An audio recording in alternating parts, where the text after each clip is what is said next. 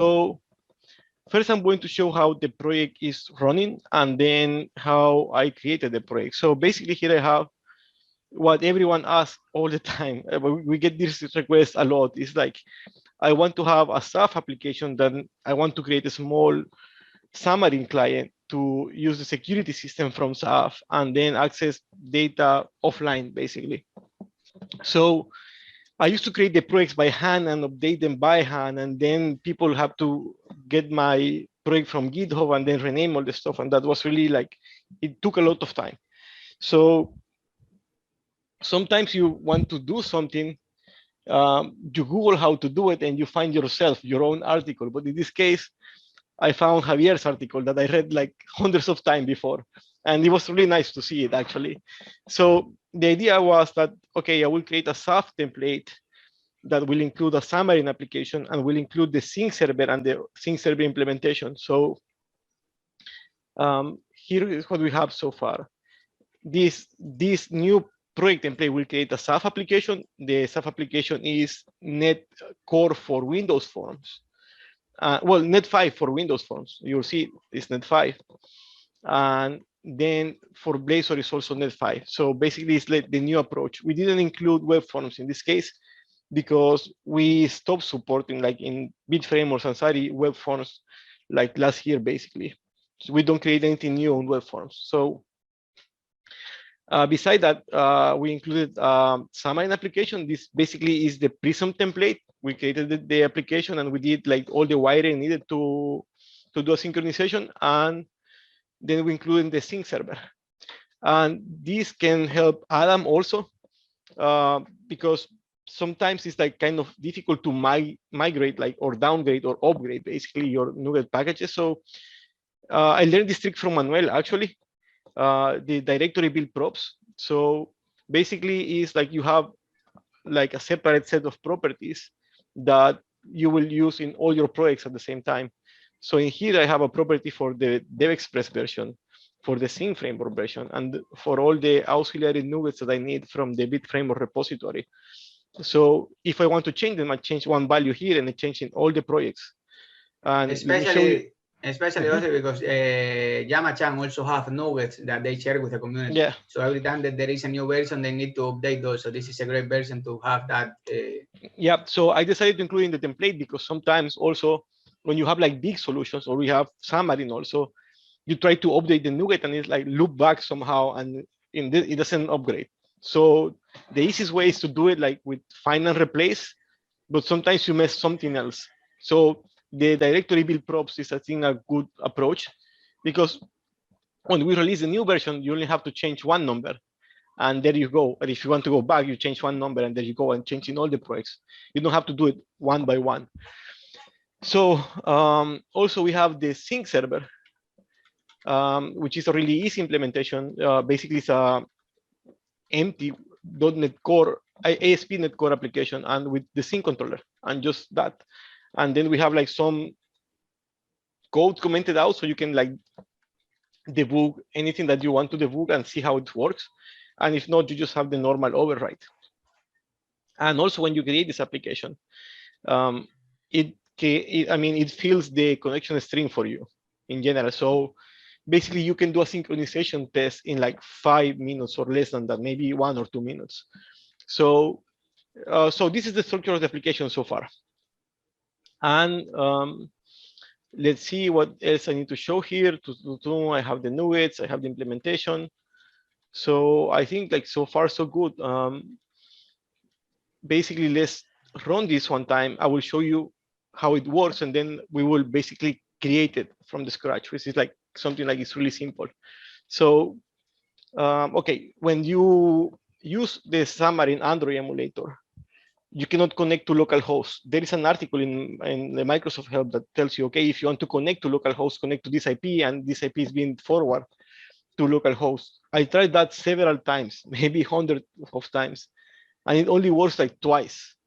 So instead of that, I'm using something called ngrok, which is basically it's a type of proxy that make a public URL for your application. So in this case, the sync server is being forwarded from this URL to the local host. So the Android emulator is trying to connect to this public URL and is being forwarded to the local host in here. So let's run this and see how this works actually. Actually, in this case, I'm having a multi-startup project. So it will start the Windows application, it will start the Sync server, and it will start the Android application. So let's see.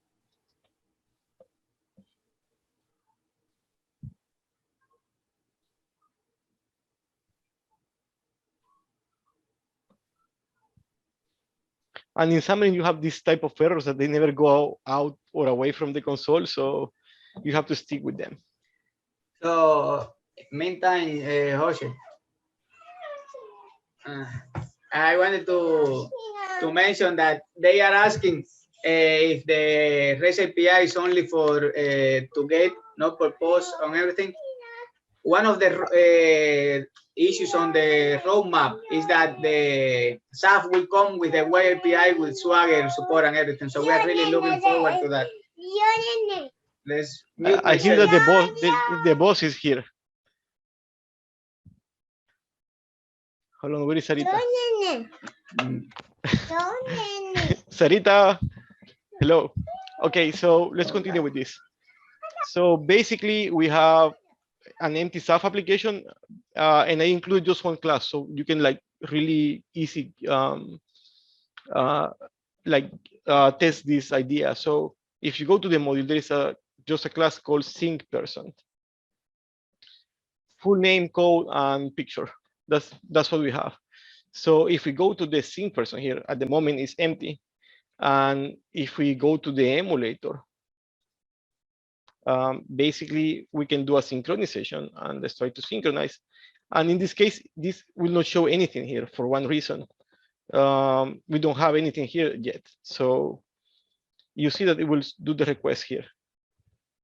Maybe it will not show because it's already full of requests, so you don't see the new records going in. So it already synchronized the first time. And what we got from the original SAF application was the security system, basically. The users and roles and so on and so forth that is created in the updater. So now that we synchronize for first time, let's create some persons here. I'm going to put this offline. So no connection to the server. And if I do create data, now we have one person here. Create data, create data, create data. We have a few persons. We refresh, and this is not online. I mean, it's basically totally disconnected. So if I put this back online, and sometimes this takes time, I cannot put it back offline. I did this before the demo, and it always goes like this. And well, you know, where do you have to click in this, like in the corner? Otherwise, if you don't click in the corner, it doesn't go online. So now it's online. Still, we have nothing here. So if we synchronize, we can refresh, and here we have them. And let's create a record now here. We will create 001, and a good friend and comrade, Hector Jasmani. We save it, and we close. And then let's synchronize again. Let's see. Did it finish? Let's synchronize again. And there you go. Here is Hector Jasmani. So if we do a change here, we'll basically change the code to 003 here. We save this, and then we can synchronize the data again.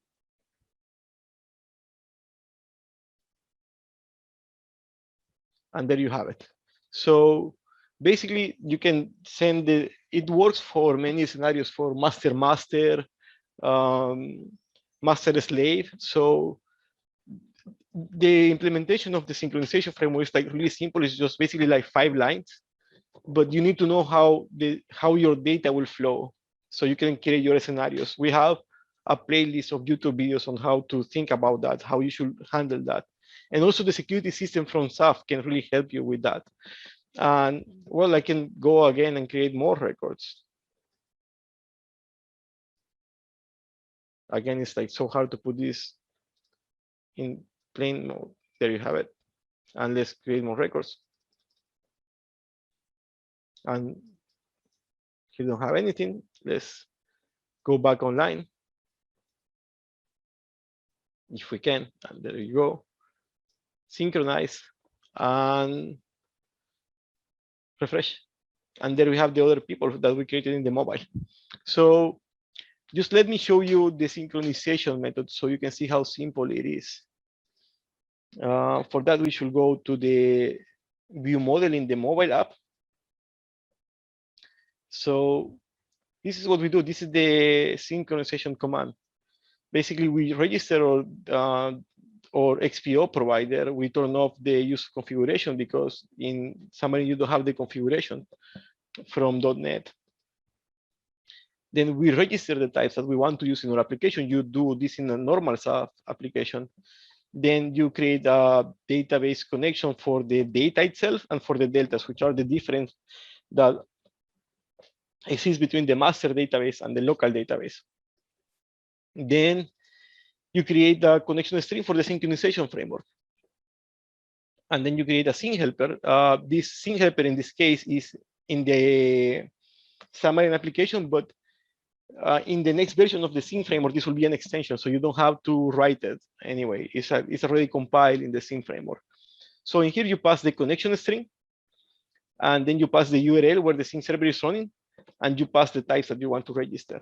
And then in this case, we're doing a synchronization, and also we are logging as admin in SAF because this sync helper, which creates unit of works, if we go and check the code, I got this from the official example of Developer Express, where they show how to use SAF security system in non-SAF applications. So if you go to the sync helper, you will see like this method logging. And in this method, you see there's the authentication. You get the standard login parameters. You pass the login and password. And then with that, you create an object space. And it's basically a secure object space. So here you have init security. Basically, you initialize the strategy. You tell it which one is the application user and which are the application role and which authentication it will use, the registration of the types, and basically that's it. And here you have it. When we init XPO, the object space provider that we're creating is the secure object space provider. So it's the one who takes in account the users and roles from SAF. So in the next version, because this is an experimental version, we have include several versions of the sync helper. One is just for use XPO directly without security system or anything. One is to use SAF without a secure object space, or it's a simple object space, because maybe you want to share some code with the SAF application. And in SAF, you usually instances objects with the object space. So you don't have to change anything in that sense.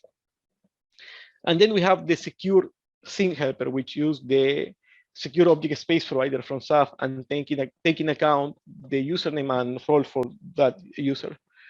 And that's, so I mean, so far so good in this sense. So let me show you how you make something like this. So let me stop this. And actually, so let's go here to the folder, and that's the demo that we had. So we're going to do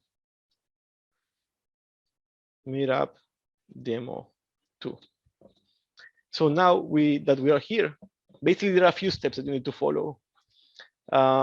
This is going to be removed in the end because it's just an experiment. So we will not continue growing this idea. We will release the official version, I think, by the end of next week. So you will have several templates, more than the ones that I will show you right now.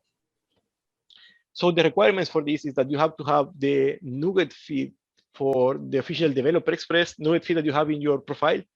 So here is the documentation on how to add it and how to find it. So also you need to add the NuGet source to the .NET infrastructure, the CLI basically. So I think like here is an example of that. So see, the requirements is you have to have set up your NuGet feed from Developer Express, then the information on how to add a NuGet feed actually to your .NET infrastructure. Then this is the command that you need to run to add or NuGet feed to the .NET infrastructure.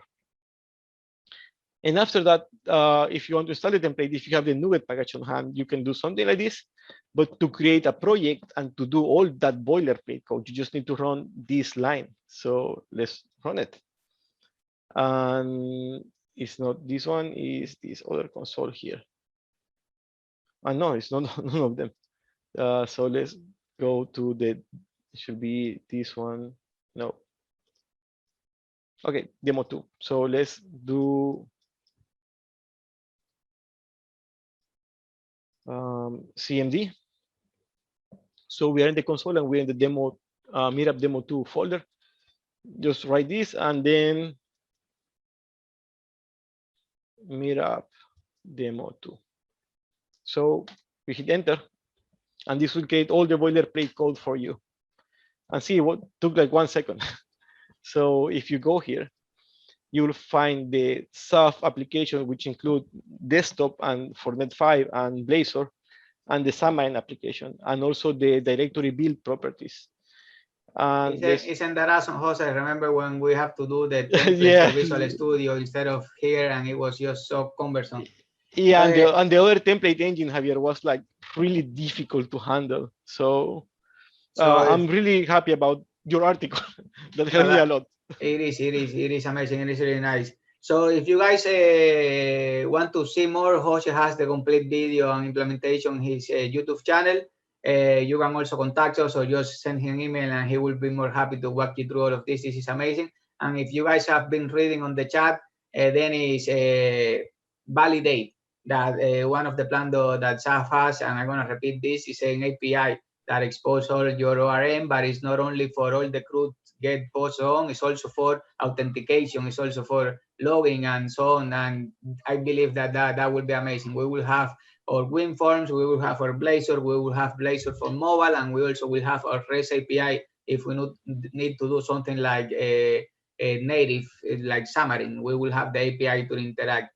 With that in there, Jose, I don't know if you already finished, but we want to give a little time so Dennis can share some. If you give me just one second, because I just want to show like what I created with the command is exactly the same that I show. So basically, you have the XAF application. The XAF application is WinWeb. Also, it includes also the variables, so you can update everything from the directory build props. Include the Xamarin application and all the namespaces and the structure of the folders, name them, match the name that you created. So it's like in 1 second, you just need to come here, basically to the view models, go to the sync test view model, and just fill the URL here. I have that in more detail in a video. And you just start an nroot tunnel. You get the URL, and then you paste it here, and you're good to give a try like in 5 minutes or less than 5 minutes. So when we publish the official version of these templates, we'll create a video, because we want to create a template for just XAF with a sync framework, XAF with the sync framework and the mobile. And since it's so easy to create projects like this, we will do a few scenarios like already built in for you, so you can just give it a try like really easy. And basically that's it for this demonstration, guys. I hope you like it, and if you have any questions, you feel free to write Javier, and or just post the questions in the Facebook group. And that's it.